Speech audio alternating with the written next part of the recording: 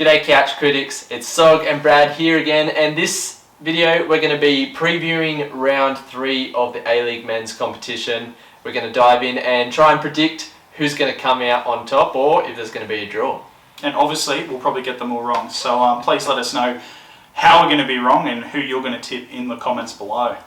Let's dive into it right now. Alrighty, so starting off on the Friday night, we've got Wellington Phoenix hosting at WIN Stadium in Wollongong, the Western Sydney Wanderers. Bradley, bit of mixed fortunes for the Wanderers lately. Tell us how they're going to go this week. I think they're going to win. Of course I'm going to back my team, but I'm going to tell you why I think they're going to win. I think the first round draw against Sydney FC wasn't particularly bad. I think that was a decent result. I think the performance against Newcastle was, from all reports, I missed the first half. It was pretty disappointing in the first half, and we're lucky we're not a couple of goals down. So I guess that's a positive, you could say, that we didn't lose. But after that was a bit of a rocky game, and I think we can't afford to play that bad again. We need to get a win ASAP. Just for the confidence of the team, because there's a lot of new guys coming together. They're still gelling. A lot of things to like. Tomer Hemant getting his first goal. Beanie doing something and scoring a goal. That was exciting. Jack Rodwell looks like everything he touches is just... Reece Williams had a pretty good game in the derby. Gave away the penalty against Newcastle. It was a bit sloppy from him. But I'm expecting a much improved game from him. And Wellington, though, have played really well. Getting a good draw against Macarthur and getting a good win against the Central Coast Mariners as well. So we can't discredit them, even though it seems like a lot of people have. But I'm still going to be tipping Wanderers probably 2-1. Yeah, look, for me, Wellington have actually... Maybe we shouldn't have been surprised that Ufuk Talay sets up a really decent side. They've got a great structure, and I think they're making it work. Even though they're lacking a bit of that firepower from last season, things are still working. Piscopo is still great on the ball. David Ball works his socks off, and Gary Hooper is a weapon up front. So I think this one's I reckon it's going to be a draw again here. For the Wanderers, I think this will be their 3rd draw in a row. I'm still just... I know, when you look at their 2 goals, yeah, they scored 2 goals, but the first one is dodgy clearance and it just fell on a platter for Obini. Like, he can't not, hit that. He hit it well, credit to him. And then Hemed's as well. It's a bit sloppy defending from Jets, and Hemed pounces on it and gets that. So I don't think they've actually created a goal, though. They haven't created well enough, and I think that's down to, I don't think Robinson knows how to get this team to actually progress through the line. So I'm still not too sold on this Wanderers revival. I think it's going to be another draw. I think 1-1 for me. Alright, well let's move on to the next game. Brisbane Roar is hosting Adelaide United up at Dolphin Stadium on the Saturday Arvo kickoff. Is that the 5:05 kickoff? Sure is, 5:05. Yeah, Brisbane haven't started the season particularly well, but Adelaide, a really good comeback against Melbourne City last week. Yeah, and look, last time Adelaide visited this stadium, they rolled Brisbane Roar 2-0. That's in the semis, was it? In final, yeah. This time round, I'm not so sure it will go the same. Adelaide did really well to come back and really push hard late against Melbourne City. However, that was at home and they had the crowd really get behind them. It was a great game to watch. You could really feel the crowd getting behind them. This time, they're heading to Brisbane, and I think it's going to be an opposite. I think Brisbane will have the crowd on their side. This is Brisbane's first home game of the season, and I think you've got to take that into consideration when you look at their 2 losses to start the season. They almost beat City. They were there on the day, went home that night, and then flew back down to play Victory. And Victory looked like a really good side, okay? So I don't think Brisbane were horrible. I think Melbourne Victory were just really good. Now Brisbane are coming back home. They've had the week at home to train, to get ready for this one. I think Brisbane are going to come out on top 1-0. Yep.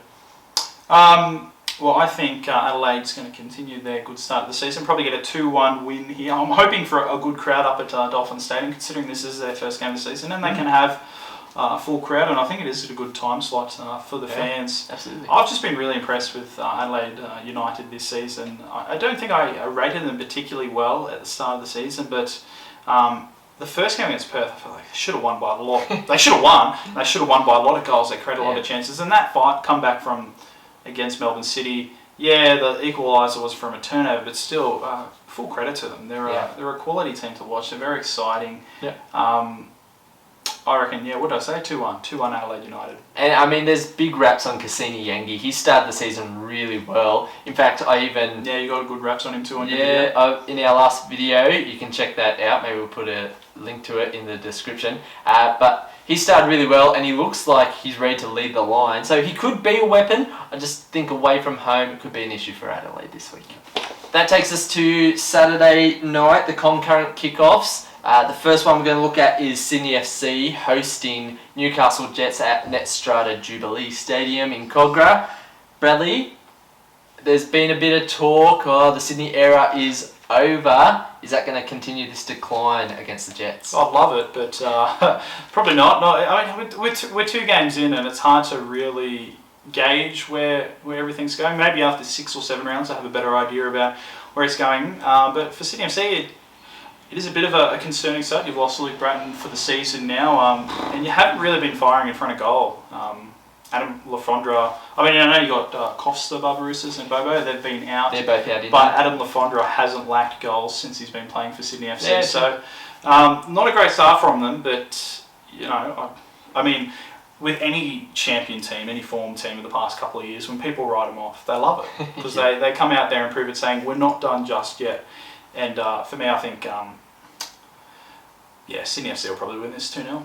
Yeah, look, I've been really impressed by the Jets though. They were good value in the F3 Derby first round, and then against Wanderers, they really looked to know what they were doing. I think Arthur Pappas has been great for them, and that front 4 where we really weren't sure of these foreigners coming in. You've got Macarthur, you've got Olivia Bumau, you've got Daniel Pena.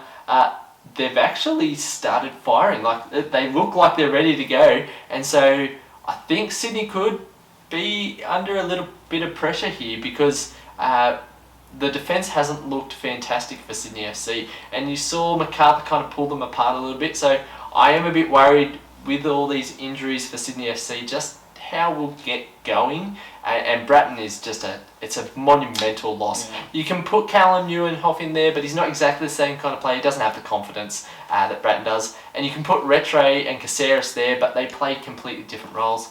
I think it's worrying signs for Sydney. I'm a bit worried. What are you tipping? We'll get going. I think, look, it's going to be 2-1 Sydney. Okay. I'll still give them the win. And hopefully there'll be a bit of a better crowd than last week. There was only just over 6,000, which I think is pretty disappointing for a Sydney FC fan. When you consider, we can have full attendances at venues now in New South Wales. But, there was a bit of a rain and there was the Matildas game. But I guess you can come up with any excuse right now. And it flies, but hopefully a better crowd. People will surely show up. I think the rain might be a dampener again this season, this weekend, but I think as the sunshine comes, if you bought a ticket though and you're like, it's raining. Well, moving on to our 4th game, and it's kicking off at the same time as Sydney FC and Newcastle. It's Melbourne City versus Western United in the Melbourne Derby. Yeah, it's just how many? It's 3 Melbourne Derbies now. All playing out of the one venue. Well, most of the time Western United. But everyone's home. Anyway, that's a whole nother topic in itself. It's the reigning champion City who slipped up last week against West United, who are fresh off their first win under John Aloisi. So there's a lot of stories going into this game. I think the City looked the goods until those 2 late goals against Adelaide United. Yeah. And I think Western United probably lucky to get that goal, but they were probably edged it out of the 2 of those teams. But I don't know. What do you reckon? Yeah, look, I think I mentioned it last week, but I'm liking this change up in shape for Western United. I think Aloisi's brought something a little bit different. 4 at the back seems to be working. Leo Lacroix is a mere mountain at the back. And it just allows a bit more freedom for players like Diamante, who is just looking fantastic at the moment. He's at 39? He's spraying passes left and right. He's putting in little dinks. Mate, he's having a ball playing football, and he's going to continue it. I think City have this 70-minute mark where all of a sudden things start to fall apart. Maybe they didn't do a good enough pre-season. Maybe, things just got in the way. Of course, they're coming out of lockdown. So who you tipping, Samuel? Yeah, look, I think Wanderers Western love to sit defensively and eke out a result, score one and hold it. So, yeah, look, I think that's going to happen this weekend. I think it's going to be Western United 1-0. I'm going for 1-1. Alright, that takes us on to fixture number 5 of the weekend, Sunday afternoon, 4 o'clock at Penrith. The best stadium in Sydney. We have been there for a game, you and I, to watch a Sydney derby in the FFA Cup. Hey. I have been to an actual Wanderers game during the regular season there too, and that got about 13,000, so don't expect that. For this game though, we've got Macarthur up against Central Coast. Macarthur getting a win last week against Sydney and looked fairly good for it. They didn't really look under too much pressure. Scored a good goal. And Central Coast, they lost on the weekend, didn't they? Yeah, to Wellington. Yeah, so that's a bit disappointing for them after a good start in the F3 derby. I don't know if everyone's still sold on Macarthur though. Bradley, what do you think? I think I was sold on Macarthur, but there was a lot of stuff happening in the off-season that made me really think that's probably going to affect them. But I was really impressed with the way they played against Sydney FC. Like you said, they never really seemed particularly threatened, even though they only had a 1-0 lead for a majority of the game. And they've got, on paper, a really exciting team, and they've brought in a new defender. Adrian Mariappa. Yeah. Former Premier League player. 2 seasons ago. He was playing in the Championship last season, so there's no doubt. I don't think he'll be available for this week, but he's going to add to a really good roster already at Macarthur. And for me, I'm impressed with their squad, and I think this will be maybe. I reckon it could be a statement from Macarthur. It could be. Let's just go 4-0 for Macarthur against Central Coast. I think I've been too soft on my tips, so I've got to go for something bold. Look, I think Macarthur are going to win. I think Central Coast just seem to lack something up front. I think they have lost something up front. Urania is still good. They need Matty Simon to get fit and start, just being a bastard up front. He's getting on a fair bit. So yeah, but how long he still causes issues. And last season was a bit of a renaissance from him. But Macarthur, again, I'm not sure about these wing backs. I don't think Craig Noon should be anywhere near a backline. He should be going at defenders all day long. So it's interesting to see how they go. Lockie Rose scored a good goal. That's 2 in the last few games for him.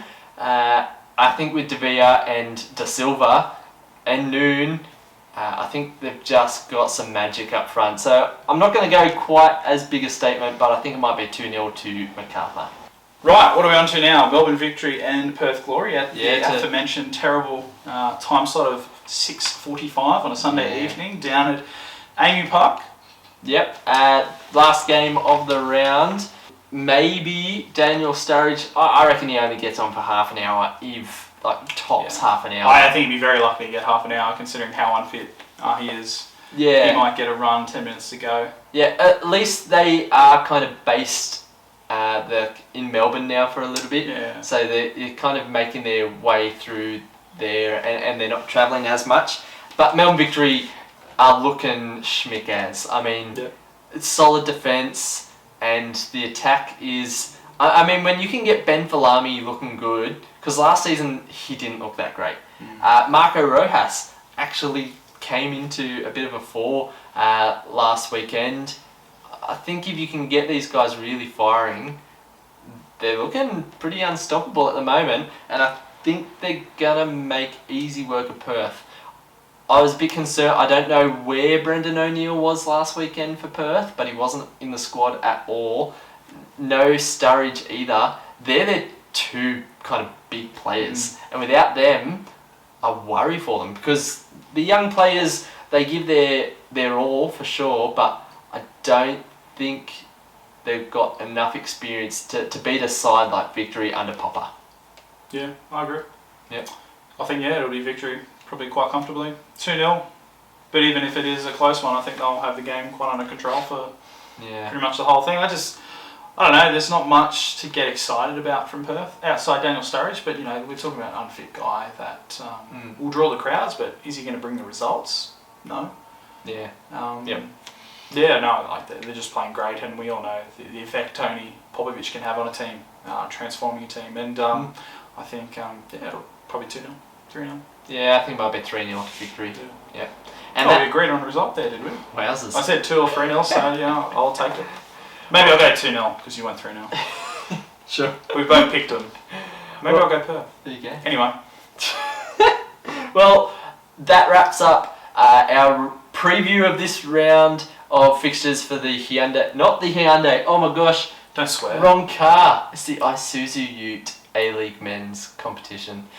In A-Leagues, that wraps up our preview of this round. Also, Friday night, it's going to be Wellington Phoenix versus the Wanderers in the start of the A-League women competition. Hey, yeah. So it's going to be really exciting. There's a girl from Bathurst called Kush LaRue playing for Wellington. That's really exciting for us local guys. But it's also exciting to have another competition, another bit of football on to enjoy. So make sure you get around the A-League. We haven't really done a preview for A-League women, and we might not. Yeah, look, I think our expertise is very suited to the men's comp. I mean, I'm going to be perfectly honest, I'm not in the know too much about the women's comp, but I'll be tuning into a few games. And of course we're filming and the Matildas play tonight, so hopefully they've lessened that gap to the USA. Hopefully they come out with a win. Hopefully Mary Fowler scores a banger. Perfect hat-trick, one on the right, one on the left and a header. That'd be mid. But the back of the head. Yeah, thanks so much for watching. If you enjoy these preview videos where we chat about the games that are coming up, let us know down in the comments. And also, let us know your score predictions. See if you can be better than us, because at the moment we're not doing very well. So maybe that puts our expertise down a little bit. But hopefully we keep picking some winners. And we'll see you next time.